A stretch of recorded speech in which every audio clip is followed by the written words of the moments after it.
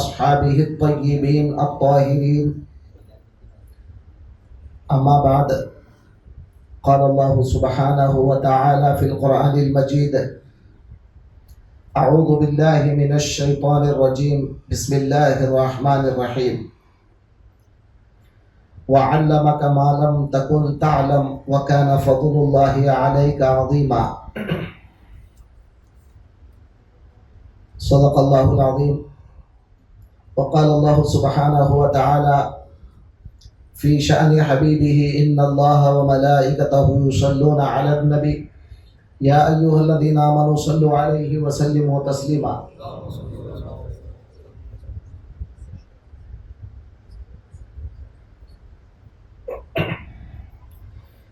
اللهم صل على سيدنا مولانا محمد وعلى آل سيدنا مولانا محمد النبي الأمي الذي قرنت البركة بذاته ومحياه وتعطرت العوالم بطيب ذكره ورياه.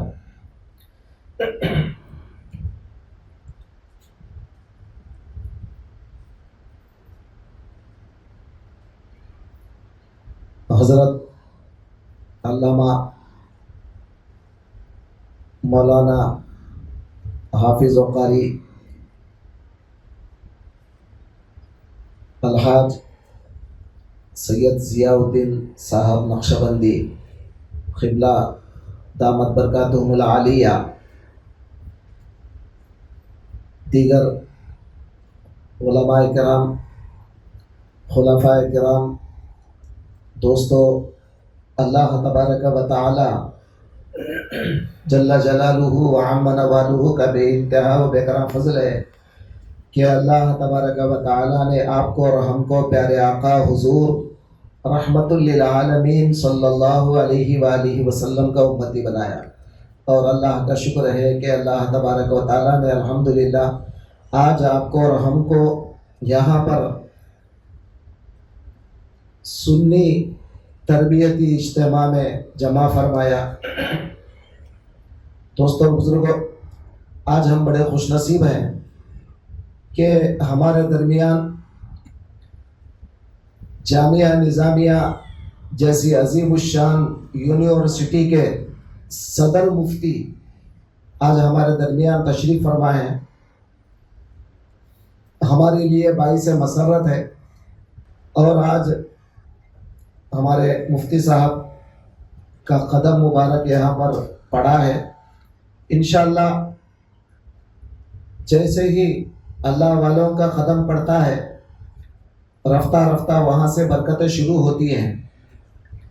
دوستو، یہ ہمارا یقین ہے کہ اللہ تبارک و تعالی یہاں سے ہماری شروعات ہو رہی ہے، اللہ تعالیٰ اسی مرکز کو اور آباد کرے گا ضرور۔ ایک نہ ایک دن یہ مرکز عالی شان مرکز ہوگا۔ ہم نے دیکھا کہ جب ہم ہمارے شیخ نور المشائخ نوری شاہ علیہ الرحمہ کے پاس جب طالب علم کا دور تھا، ہمارا پڑھتے تھے، تو اس وقت ہم نے حضرت قبلہ کے دور میں دیکھا کہ ربیع الاول اور ربیع الثانی میں گنے چنے لوگ رہتے تھے مسجد میں، نوری مسجد میں۔ جب ربیع الاول کا پروگرام ہوتا تھا، نظامیہ کے بڑے بڑے علماء کرام، طاہر رضوی صاحب قبلہ مدظ اللہ علیہ الرحمہ، اور بڑے بڑے علماء کرام، یہ سب آتے تھے وہاں پر۔ لیکن میں سمجھتا ہوں کہ مجلس میں زیادہ سے زیادہ 150-200 لوگ سے زیادہ نہیں رہتے تھے، لیکن آج وہی جو ہے مرکز الحمدللہ آج 15,000 20,000 سے زائد لوگوں کا مجمع ہے۔ اللہ تبارک و تعالی اللہ والوں کی نظر جہاں پر پڑتی ہے وہاں پر ضرور اللہ تعالیٰ اس چمن کو بڑھاتا ہے، لیکن لوگ یہ سمجھتے ہیں کہ اتنی دور کہاں سے آئیں گے، لیکن اللہ تعالیٰ جس کو بنانا چاہتا ہے اللہ ضرور یہاں پر لاتا ہے۔ تو میں مختصراً زیادہ ٹائم نہیں لوں گا کیونکہ حضرت سے ہم کو سننا ہے، مختصراً چند باتیں آپ کے سامنے عرض کیے دیتا ہوں۔ اللہ تبارک و تعالی نبی پاک صلی اللہ علیہ وآلہ وسلم کو ساری کائنات کی ہدایت کے لیے دنیا میں بھیجا، اور اللہ تبارک و تعالی نے سرکار کو وہ تمام چیزیں عطا کی، سرکار کو عطا کی جو لوگوں کے لیے، لوگوں کو بات پہنچانے کے لیے ضرورت تھی، اور وہ تمام علوم عطا کر دیے جو علم لوگوں کے لیے ضروری تھا۔ تو حضور علیہ الصلوۃ والسلام نے کون سا علم چھوڑا؟ آج اس کے کئی حصے بن گئے۔ ایک قرآن کو صحیح پڑھنے کا ایک ڈپارٹمنٹ بن گیا، تو اس کو ہم نے قاریوں کا نام دیا۔ قرآن کو یاد کرنے کا ایک ڈپارٹمنٹ بن گیا، اس کو ہم نے حفاظ کا نام دیا۔ قرآن کو سمجھنے اور سمجھانے کا ایک ڈپارٹمنٹ بنا، اس کو ہم علماء اور مفتیان عظام کا نام دیا۔ اور قرآن کے مفاہیم اور اس کے راز و نیاز کو سمجھانے کے لیے اللہ تبارک و تعالیٰ نے مشائخین کو دیا۔ یہ سارے لوگ مستفیض ہو رہے نبی کریم صلی اللہ علیہ وآلہ وسلم کے در سے۔ اتنا سب کرنے کے بعد بھی سرکار دو عالم کا جو علم ہے، اس علم کا ایک معمولی قطرہ بھی لوگوں میں ابھی عام نہیں ہوا۔ ایک معمولی خطرہ بھی ابھی لوگ برداشت نہیں کر پائے۔ اب حضور اس سے بھی اعلیٰ درجے کے علم رکھنے والے ہیں، اور اللہ تعالیٰ خود فرماتے ہیں کہ وَعَلَّمَكَ مَا لَمْ تَكُنْ تَعْلَمْ وَكَانَ فَضْلُ اللَّهِ عَلَيْكَ عَظِيمًا۔ اے پیغمبر، آپ جو نہیں جانتے تھے ہم نے سب سکھا دیا۔ یہ فلاں تمام چیزیں ہم نے آپ کو بتا دیا، سب سکھا دیا ہم نے۔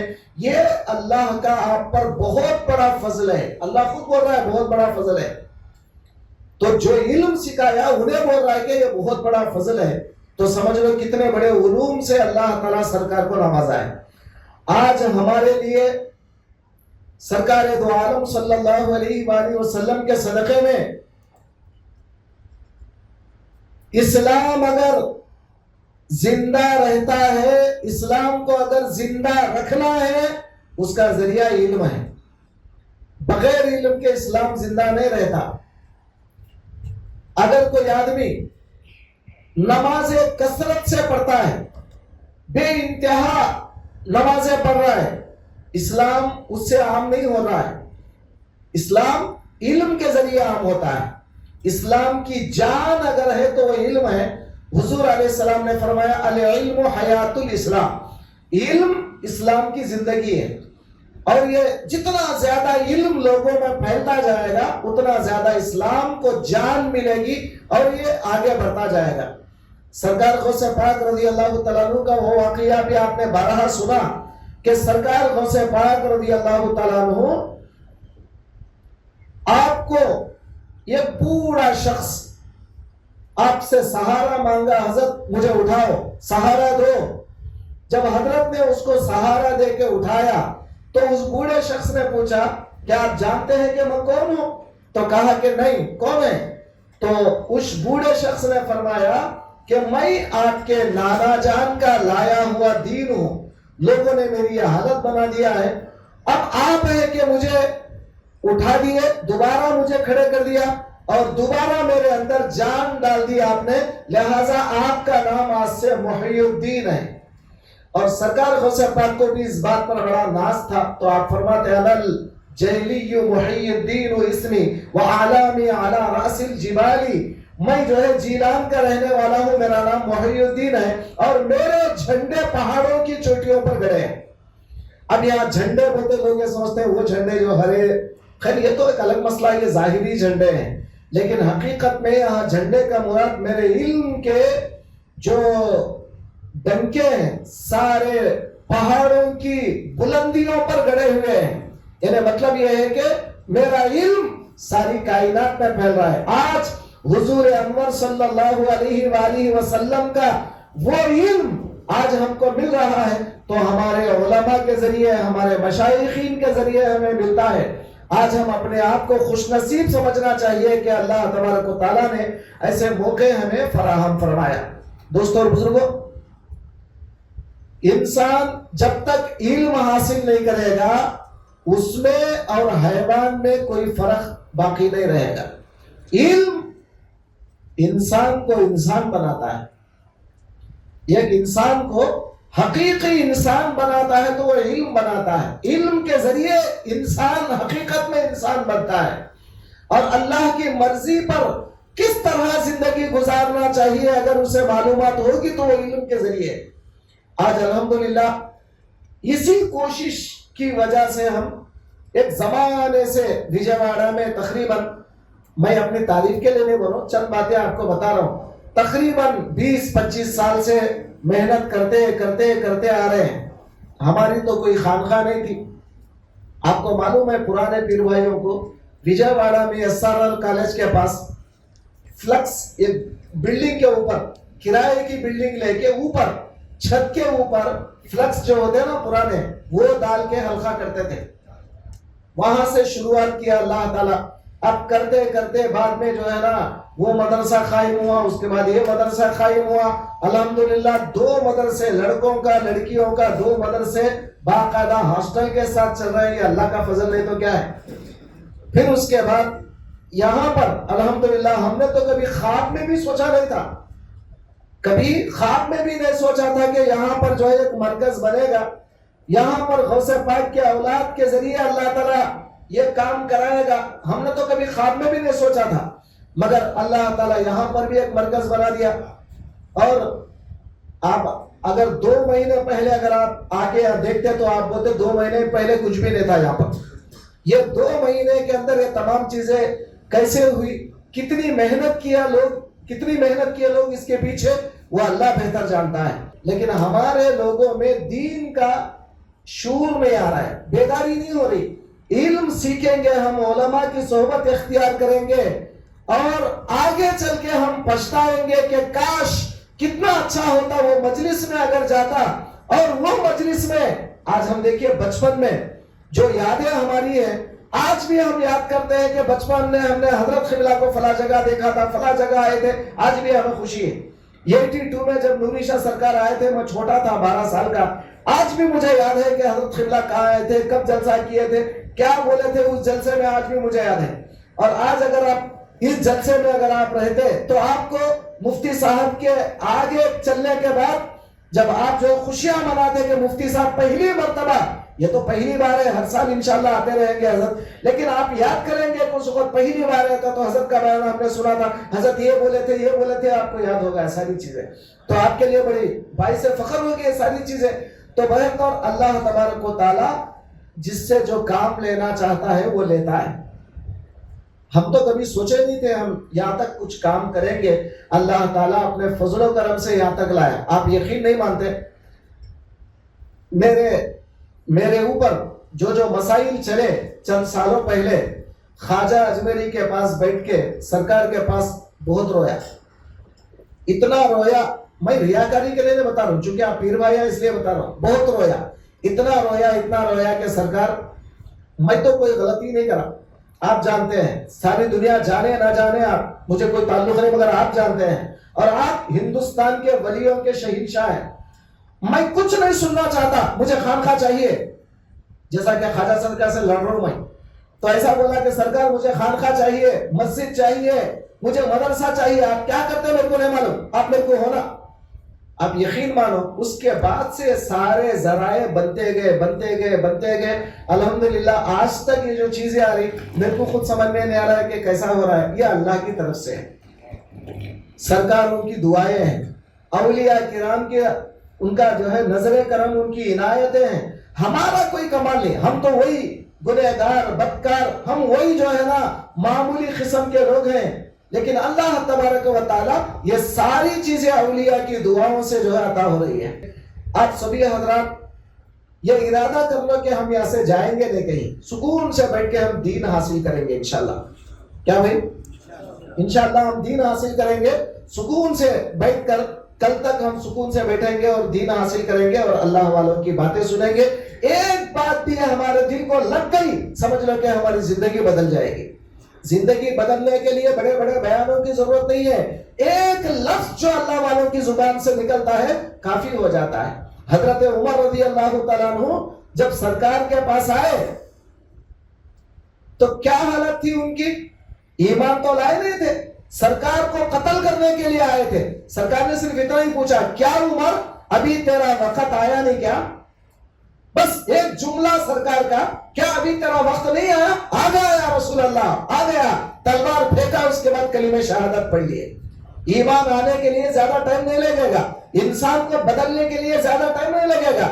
آپ کو معلوم ہے کہ حضرت موسیٰ کے زمانے میں جو جادوگر تھے، آپ کو پتا ہے جادوگر کوئی مدرسے میں پڑھ کے آئے تھے، کوئی عالم تھے، حافظ تھے، کوئی زیادہ علم پڑھ کے آئے تھے؟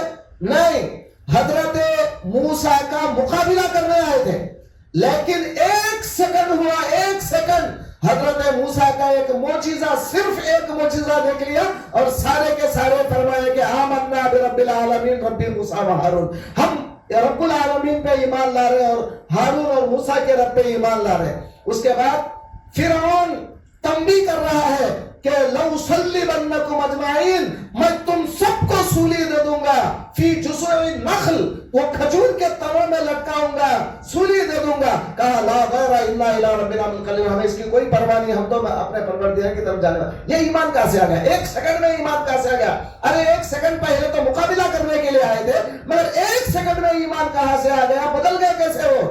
پتہ اللہ والوں کی توجہ وہ ہوتی ہے کہ موسیٰ کی نظر ان پر پڑی تو ہو سکتا ہے کہ موسیٰ کے دل سے نکلا ہوگا مولا یہ آج میرا مقابلہ کرنے آئے ہیں، لیکن ان کو پلٹا دیں گے، ان کو میرے خادم بنا دے۔ دل سے نکلا ہوگا، ایک سیکنڈ میں بدل گئے اللہ والوں کی توجہ سے، اور وہ آج حضرت موسیٰ کے جو ہے نا والی اور مددگار بن گئے۔ اللہ کے لیے کوئی بعید نہیں ہے، کون سا کام کس سے لے گا؟ آج اللہ تبارک و تعالی ہم جیسے غلاموں سے اگر کوئی کام لیتا ہے تو فضل الہی ہے، یہ سرکار دو عالم کا صدقہ ہے۔ دعا کریں گے کہ اللہ تعالی ہماری کوششوں کو اللہ کامیاب بنائے اور اللہ تبارک و تعالی دونوں جہاں کی سعادتوں سے ہمیں مالا مال کرے، اور جتنے آگے ہیں اللہ سب کے سینوں کو کھول دے، شرح صدر فرمائے، اور ہمارے دلوں میں دین سیکھنے اور ایمان کی دولت حاصل کرنے کے اللہ ہمیں توفیق عطا فرما دے۔ واسطہ تیرے حبیب پاک کا، واسطہ تیرے اولیاء کرام کا، صلی اللہ تعالی علی خیر خلقہ محمد وعلی آلہ وصحبہ وسلم اجمعین برحمتک۔